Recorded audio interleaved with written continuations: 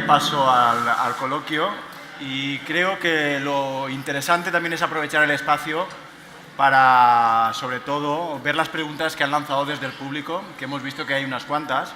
Por favor, vamos manteniendo ya el silencio, que perderemos la oportunidad de escuchar a los ponentes. Bien, vamos a ver. Ahora cuando nos lancen las primeras preguntas, si les parece, yo quería lanzar, ahora cuando me aparezcan empezaremos con las preguntas del público y quería lanzar la primera pregunta, y es en relación al juicio como causa de sufrimiento. Me ha parecido muy interesante ese planteamiento, pero claro, los prejuicios yo creo que están presentes en cualquier momento y lugar, y nosotros también llevamos nuestras propias creencias encima. Y esto tiene que ver cuando nosotros intervenimos con determinados colectivos, que podemos tener ya un perfil predeterminado sobre ellos, y nuestra cabeza empieza, pues, aparte de escucharlos, a construir cuál debe ser la respuesta final de nuestra intervención o qué pensamos sobre esa persona. ¿Cómo detenemos esto teniendo en cuenta que nuestra capacidad verbal pues gira en torno a unas 350 palabras aproximadamente por minuto, como mucho, y nuestra capacidad de procesamiento mental está cerca de 700 palabras? ¿Cómo hacemos esto? ¿Cómo detenemos ese discurso interior que tenemos y detenemos las creencias y los prejuicios? Esa pregunta no estaba preparada, ¿eh? Para nada. Pero yo te puedo decir cómo lo detengo yo. Por ejemplo. Y una de mis claves es correr por las montañas. Es decir, una de mis claves es buscar espacios para reflexionar, para estar tranquilo y para saber qué palabra tengo que utilizar en cada momento. Yo soy una persona que visualizo mucho las cosas. Soy una persona que utilizo esta estrategia para enfrentarme a la realidad. Entonces eso hace que sea consciente cada vez de qué palabras estoy utilizando, ¿no? Y hace que mi discurso sea un discurso más calmado. Por lo tanto, correr por las montañas funciona. Y otro tipo de deporte también. Y luego lo que me has comentado del juicio, los juicios generan mucho sufrimiento y tendríamos que distinguir entre una opinión y un hecho. Y os voy a poner un ejemplo muy claro, ¿no? Una persona llega tarde a una reunión y el hecho es que ha llegado tarde a esa reunión. Y el juicio es que es un impresentable. Si nosotros construimos nuestra narración, como dijo Vicente, o construimos nuestra realidad a partir de un juicio, pues estamos perdiendo mucho. Yo invito a que construyamos nuestra realidad a partir de afirmaciones y hechos tangibles. ¿Qué ocurre? Pues que estamos condicionados por nuestro pasado, por nuestra herencia. Pero esto se trabaja y la clave, y no voy a repetirlo, es correr por las montañas. Es fundamental. Y Pascual, ¿y nosotros que no podemos correr en ese momento hacia ninguna dirección y tenemos que estar en el foco del conflicto? Claro, por eso he dicho, yo no corro por las montañas cuando estoy en el foco. Yo corro antes o después. Yo busco mis espacios para intentar, cuando estamos en un conflicto, que tenemos unas ondas cerebrales que parece que se nos disparan, yo intento desacompasarlas con todo el aprendizaje previo que he tenido, con toda esa experiencia de éxito. El cerebro no distingue si tú algo lo estás viviendo o algo lo has pensado a la hora de emocionarse. Entonces son estrategias, son realidades y experiencias de éxito que ya tienen. El trabajo está antes y después, antes y después. Si tú no trabajas el antes, cuando llegue el momento de la acción vas a estar perdido, porque se pone en marcha el sistema límbico. Y aquí en la parte prefrontal, y no voy a hablar más, en la parte prefrontal tenemos nuestro controlador de impulsos y entonces el sistema límbico es tan potente que inhibe ese riego sanguíneo. ¿Y qué pasa? Que no controlas. ¿Y cómo actúas? Pues en función a tus instintos.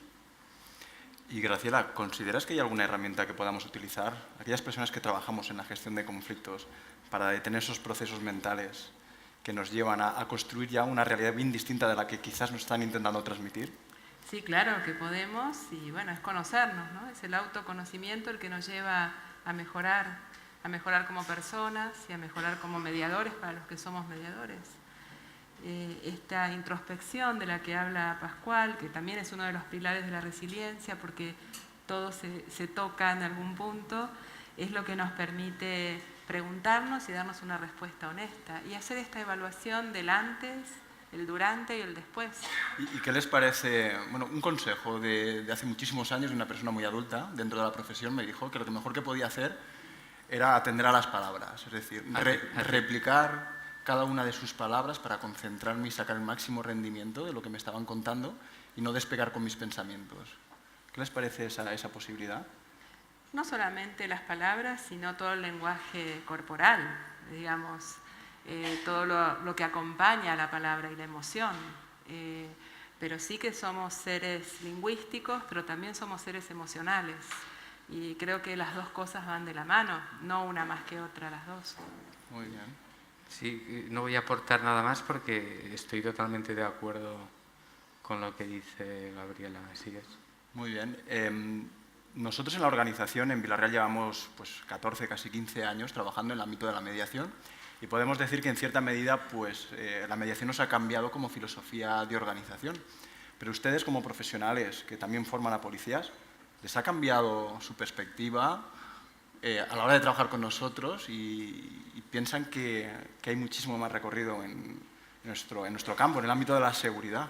¿Les ha cambiado a usted trabajar con policías? Y si queréis que os cuente la primera vez que trabajé con policías, qué es lo que me pasó, esto fue en el IBASPE, en el año 2012, el Instituto Valenciano de Seguridad Pública y Emergencias. Entro en el aula, 22 entre inspectores, intendentes principales, se levantaron todos, yo pues contento, ¿no? Se sentaron y menos mal que no averigüé los currículums de las personas que tenía delante. No hubiese ido a dar clase de lo potentes que eran. Personas que lideraban 400 personas, 500 personas, abogados, psicólogos, criminólogos. Menos mal que no se me ocurrió saber quiénes eran, no hubiera entrado. Entonces, ahora yo veo a la policía, siempre los he visto bien.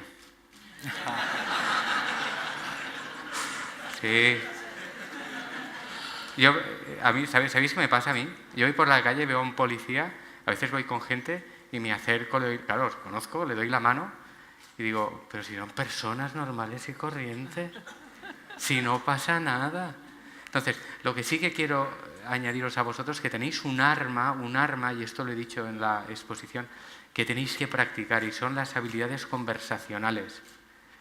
Tenéis que practicarlo. Yo me encuentro con muchos de vosotros que cuando estamos hablando hacéis así y lo comprendéis, pero tenemos que ponerlo en práctica y para eso hay que leer mucho, y esto no lo digo yo, lo dicen los expertos, leer mucho, escribir mucho y reproducir lo que voy a decir. Antes de ir a una mediación, yo a veces, o una negociación, o un proceso terapéutico, escribo lo que realmente quiero decir. No me lo escribo todo, pero hay palabras que digo, esto lo tengo que decir porque esto genera este impacto. Y esas habilidades para mí son fundamentales. Y Graciela, ¿qué piensas del trabajar con policías? Bueno, mi experiencia es muy menor a la de Pascual, pero sí fue muy impactante la primera vez que trabajé con policías en una provincia de nuestra Argentina que se llama Chubut. Y lo primero que vi es que estaban todos afuera, todos de azul y con arma. Y yo iba a hablar de paz. Eso era como una cuestión una cuestión interesante como para trabajar. Pero por otro lado estaban, bueno, como te decía, todos afuera y solamente cuando entró el jefe entraron todos. Con lo cual dije, wow, esta es la primera lección que tengo que aprender. Aquí no hay mucha horizontalidad. Aquí es cuando el jefe entra, entran los demás. Y eso fue lo primero que, digamos, tuve que aprender, ¿no? Y desde ese lugar trabajar, respetando también el contexto y los códigos de los que están del otro lado.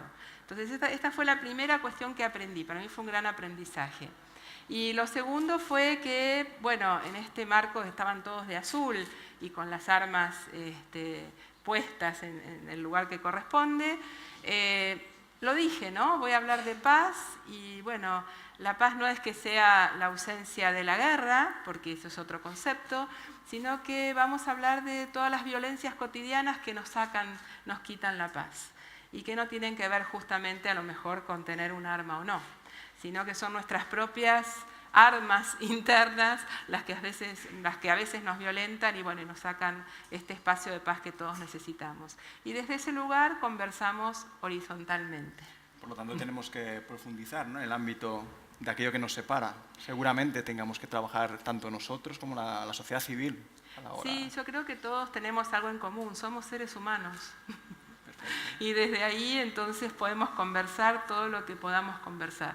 Es una invitación que hago al público en general, es que seamos capaces de someternos a crítica, y la crítica para nada es negativa. La crítica es reflexiva y nosotros hemos sacado bastantes conclusiones de exponernos públicamente y decir lo que hacemos y cómo lo hacemos, y también escuchar la otra parte, porque si no realmente no vamos a poder avanzar en ningún sentido. Quien no acepta la crítica no puede estar en un proceso de cambio nunca, ¿no? Quizás haya parte de verdad, no toda, porque quizás no conozcamos todos los factores que acompañan esa opinión de esa persona, pero sí que realmente pues, nos va a dar alguna pista. Y en este sentido, la pregunta que nos han lanzado, ¿y cómo hacemos frente a la línea de flotación de las creencias limitantes, no personales, sino de nuestra organización? Con mucha paciencia. ¿Cómo hacemos frente? Bueno, ¿qué es lo que haría yo? Yo siempre cuento lo que haría yo, ¿no? Primero, ver cuáles son esas creencias limitantes. Primero, identificarlas. Y luego, en un cuerpo como el vuestro, hay una cosa que está muy clara. El jefe tiene que ser el primero que tenga la intención de que esa creencia limitante se modifique. Si el jefe no tiene esa intención, nos va a costar más. Yo a veces no, acudo a muchas jefaturas y cuando estoy con los agentes, las creencias limitantes las atribuyen al jefe. Y cuando estoy con los jefes, las creencias limitantes las atribuyen a los agentes. Cuando estoy con todos a la vez, silencio. Entonces, yo creo que lo primero que hay que hacer es identifiquémoslas y luego hagámoslas tangibles. ¿Qué significa esto? Esta creencia, ¿en qué se traduce? ¿En qué situación se traduce? Y vamos a ir trabajando situación a situación. Y cuando nos demos cuenta, pues probablemente cuando pase algo, la línea de flotación no se verá tan alterada. Eso es mi punto de vista. Perfecto. Graciela. Bueno, por supuesto que coincido plenamente y además esta cuestión de transformar las creencias limitantes en posibilitantes y trabajar también, ¿por qué no?, la resiliencia organizacional, es decir, cuáles son las fortalezas de esta organización y enfocar en ellas, no enfocar en lo negativo o en lo que falta, sino en lo que puedo, en lo que tengo y en lo que puedo mejorar, pero no como una presión, sino como un camino, ¿no?, como un proceso. Y todas las organizaciones tienen resiliencia también. La resiliencia no es solamente personal, también es organizacional. Y entonces buscar cuáles son las fortalezas. Al principio del Congreso les lancé una invitación en relación a que compartieran mesa sobre mesa y todos los espacios que pudieran con compañeros de diferentes procedencias y yo de alguna forma lo he intentado. Y algunos compañeros me han hecho recordar algo que hace tiempo que yo viví y que creo que es una dinámica en las organizaciones. Cuando entramos en una situación un poco de crisis, en un agujero negro, ¿no?, cuando tenemos la sensación de que están pasando muchísimas cosas negativas donde estamos trabajando, ¿cómo podemos salir de esas situaciones tan bloqueantes donde evidentemente están pasando cosas positivas a nuestro alrededor, pero que nuestra mente está en un pozo, lo vemos bastante oscuro? ¿Cómo salimos de esas creencias que nos están coartando el día a día? Porque sin darnos cuenta nos vamos replicando entre nosotros mismos. Él me cuenta una cosa negativa, yo la recepciono, yo le cuento quizás una más negativa porque también tengo mis historias que contar. ¿Cómo salimos de aquí? Sí, la verdad es que muchas veces nos retroalimentamos nosotros negativamente y esa retroalimentación va creciendo. Para no extenderme mucho en esta respuesta, para mí es fundamental que distingamos lo que depende de nosotros y lo que no depende de nosotros. Y atacar a lo que depende de nosotros. Yo siempre he comentado, cuando estoy en algunas organizaciones, que si llegan a casa, cuentan algo y su pareja o sus familiares les dicen, pues a este compañero ni le hables, ¿no? Que por favor no cuenten las cosas a los demás. Es decir, no nos retroalimentemos negativamente, pensemos qué depende de nosotros y qué puedo cambiar. Yo ponía una transparencia y es la siguiente: ¿cómo sería yo sin esa creencia que estoy teniendo, ¿no? Preguntároslo de vez en cuando, ¿cómo sería yo sin ese juicio? Y si queréis investigar más, ponéis en Google los 3 filtros de Sócrates, luego de aquí a un rato, y a ver qué pone por ahí. Perfecto. Yo preguntaría, ¿qué podemos aprender de esto? Ya que lo tenemos, ¿cómo lo podemos administrar? ¿Cómo lo podemos gestionar? ¿Qué podemos aprender de esto para poder cambiar algo, pero con nuestro trabajo interior y como organización? Claro, el cambio empieza generalmente por uno mismo, ¿no? Sí, Intentar. siempre. Pero las organizaciones tenemos una responsabilidad de tener esa capacidad de detectar qué está ocurriendo, ¿no? Las sensaciones, Pero de dialogar. las organizaciones somos personas. Efectivamente. Efectivamente, eso es lo que quería llegar. No Tenemos podemos que percibir lo que ocurre en nuestro entorno. Sí, pero no podemos escudarnos. Es que la organización, pues si la organización somos nosotros. Es que la organización, ¿pero quién es? ¿Tú y yo? Muy bien. Tenemos otra pregunta del público. Hay una teoría que afirma que son necesarios para sobrevivir 12 abrazos diarios. ¿Qué opináis? ¿Quién ha escrito esta pregunta? No, de verdad. ¿Quién la ha mandado, por favor? ¿Puedes venir?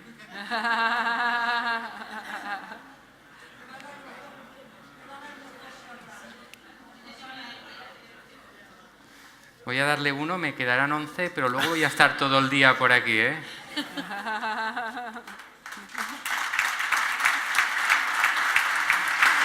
pueden ser por la izquierda, mejor. ¿Sí? Tres. Mirad, yo no he oído hablar de esta teoría de los 12 abrazos, pero sí que para mí un abrazo es muy reconfortante. Y yo necesito mis abrazos diarios, así que me quedan 11, ya lo he dicho. Y Graciela, y con aquellas personas que nos separan, seguramente, porque hayamos tenido un conflicto tanto dentro de nuestro lugar de trabajo como con aquellas otras personas de la calle, esto nos valdría, la cercanía, acercarnos e intentar diferentes estrategias para poder superar. Sí, una de las estrategias puede ser primero preguntarnos qué es lo que nos molesta tanto del otro, que a veces es un espejo de algo que tenemos nosotros. Entonces, a veces reflejamos en otra persona aquello que tenemos nosotros y mucho no nos gusta. Y eso creo que sería la primera pregunta. Y la segunda acción sería, bueno, lo voy a escuchar con el corazón abierto, sin juzgar y bajando mi juez interior, que todos tenemos uno que nos dice qué está bien y qué está mal. Abrirnos a la posibilidad del encuentro, que es poderoso. Perfecto. No quisiera restarle ni un minuto a los talleristas que a continuación nos van a atender, por lo tanto creo que ha llegado la hora de finalizar este espacio, pero antes de pasar a los talleres vamos a disfrutar de un entretenimiento que nos ha organizado la Escuela Carisma, así que damos paso. Muchísimas gracias, tanto a Graciela como a Pascual, un placer siempre.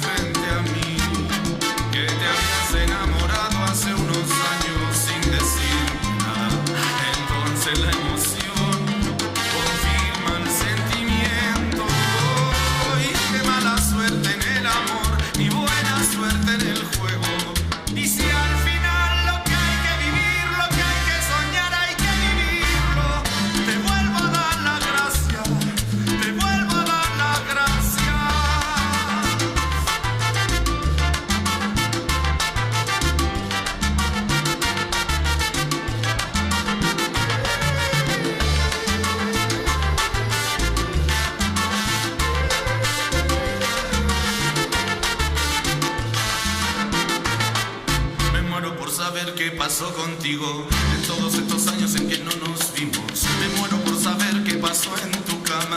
Necesito esa cara de vulgaridad